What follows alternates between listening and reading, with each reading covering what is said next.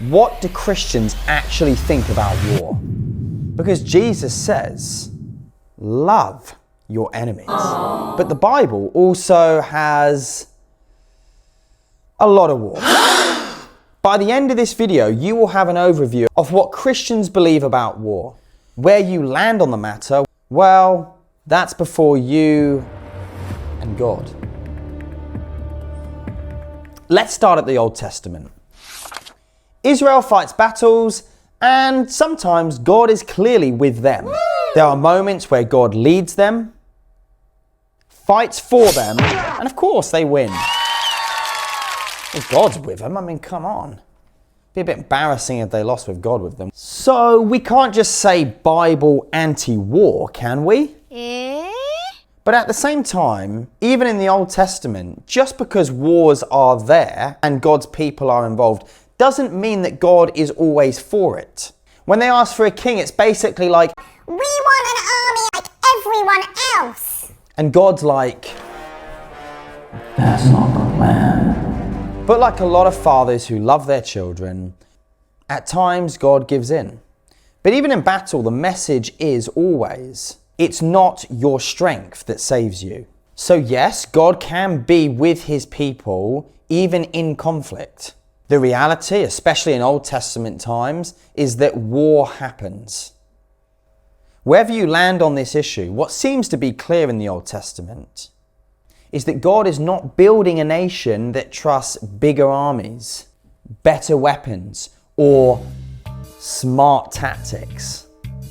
He wants to form a people who trust him. Now, the obvious tension with this is that, well, you know what? We can trust God, but we live in the real world. And sometimes, don't we have to engage in that real world? Now we get to Jesus. And he says, love your enemies, turn the other cheek. But equally, Jesus is no pushover. He's the man who, out of anger and righteousness, flips the tables in the temple. And when truth is on the line, he says some pretty harsh things sometimes. Let's be honest, in a war situation, turn the other cheek ain't gonna cut it. No general has ever said, right lads, new plan. If they hit us, bend over and let them have a whopper on the other sort of cheek. I mean, let's be honest, when Jesus says this stuff, it's always in context. You can't just apply it into every situation. For example, you can be the most peaceful, loving pacifist, but you would recognize that if your child is in a final of a sports competition, you're not going to say, you know, son, Jesus always said, love your enemies, therefore let everyone else win. Jesus isn't saying that. But then when one of his followers pulls a sword to protect not only nation, but Christ himself, Jesus says, you're a problem. You're a real problem. For all who live by the sword will die by the sword. As we get to the epistles, there is this idea that God has established the governing authorities at times in order to restrain evil. But at the same time, the epistles moves very far away from emphasizing one nation. Instead, we see Christianity go across all the nations, and even as it crosses into other cultures, into other states and policies. The concern for Christians is that not of the flesh, but of the spirit. Not of the outside noise of the world, but on how we as Christians carry our cross within it. On the one extreme, you have Christian pacifists who say, Jesus was clear, love your enemies.